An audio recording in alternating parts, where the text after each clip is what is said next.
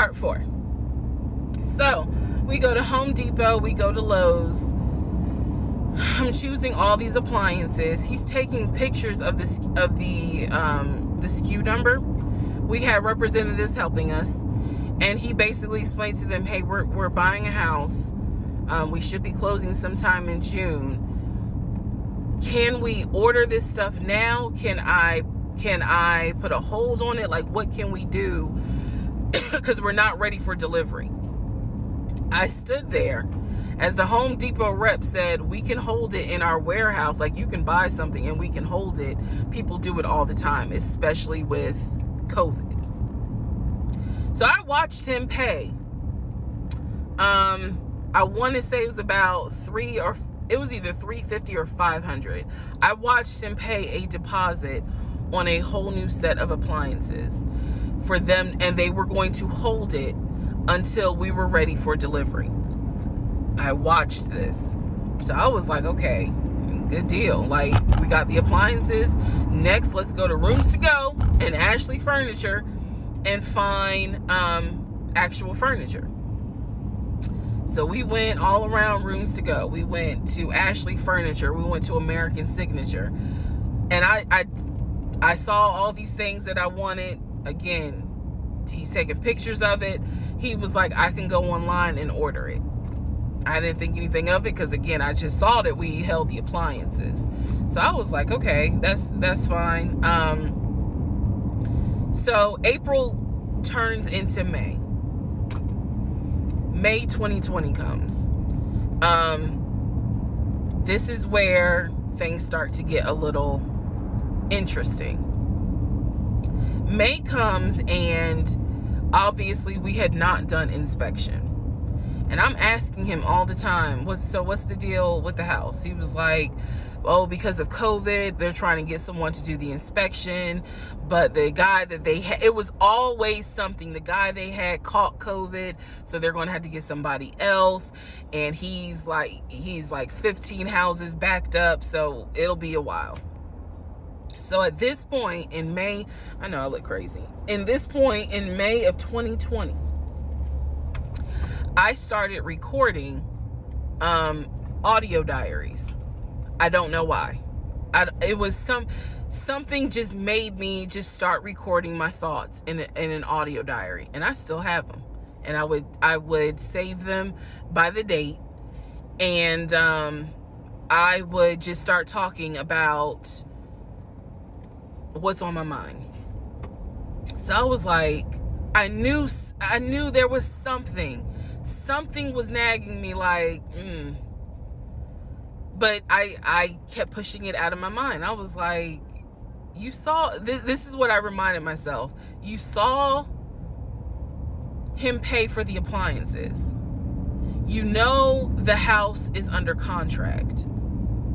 You know that he told you that he's the one who put the house under contract. Why would, like, I remember saying to myself, why would he lie about that? This is so easy to verify. Why would he lie about that? Have you caught him in any other lie?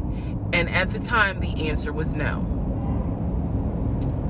So I really was like, maybe you just aren't used to a guy who actually does what he's supposed to do. Like, I was questioning myself and then answering my own questions. So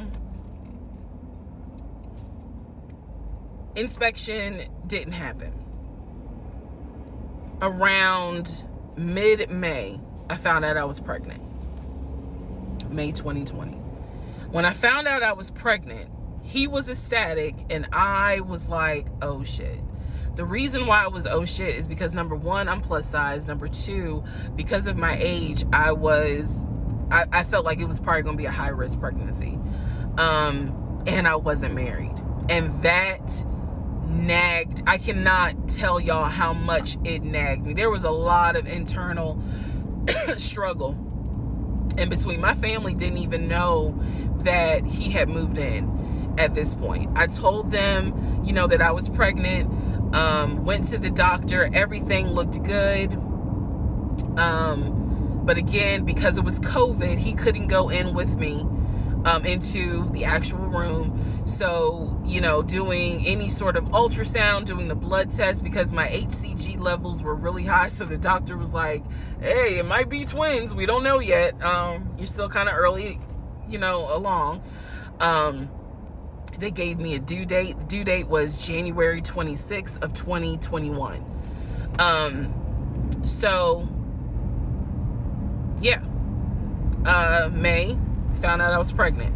So there was now more of a push into, we got to get a house. We got to get the fuck up out of here. I'm not having a baby in Riverdale. Okay? Nothing against Riverdale, but I ain't having a baby in Riverdale. So we need to find out what's going on with this house. And so he was on top of it. He had an answer for everything. He was like, I'm gonna call and find out what's going on, blah, blah, blah. He then magically told me about a week later, oh, they're going to do inspection on the house like in 2 days. So I was just like, okay, keep in mind, I'm taking his word for it. I'm taking his word for all this. So he's like, they're going to do an inspection. Once we get the inspection report back, then we will know what we're going to be responsible for. What are we getting ourselves into? So, I guess they did an inspection. He showed me an inspection report. Only thing that they said that the roof had just recently been replaced, which I remember he was very happy about. And the issues that there were for the house were minor. It was not a bad, because we did have a discussion about it. He was like, it's nothing that we can't handle. Then he said that we were set to close the end of May. We were set to close the end of May. He told me it was going to be a virtual closing. You're probably like, what the hell is a virtual closing? Because again, he's saying because of COVID, people are not closing in the office. They're doing a virtual closing where you would need to electronically sign the paperwork. This is what he's telling me. And so he was like, we're set to close like just before Memorial Day. And so for some reason, again, there's still that nagging part. For some reason, I didn't start packing. Anyone that knows me will tell you I hate moving. I've done it enough in my life. I hate moving. But I did not start packing up that house at all. I was just like, I'm pregnant. My body was changing so fast that it was like I can barely keep my eyes open half the day. And so, no, I didn't start packing. And I remember I did record, again, I was recording audio diaries just about every day. When something didn't sit right, I would verbally record it in the audio diary because I was like, I don't know what it is, but there's something. That was the theme of our relationship. I don't know what it is, but I know there's something. And so I remember talking to myself in my little prayer closet, because that's where I would do my recordings. And I remember thinking, what if we don't get this house? Like, what if he's lying? But again, there goes that thought process of, why would he lie about this? Like, who makes up that they're buying a house when in fact they're not? And then he's showing you all this paperwork. Like, come on, you can't be that jaded that you don't even believe what's in front of you. All right. So now we're going to go into part 5.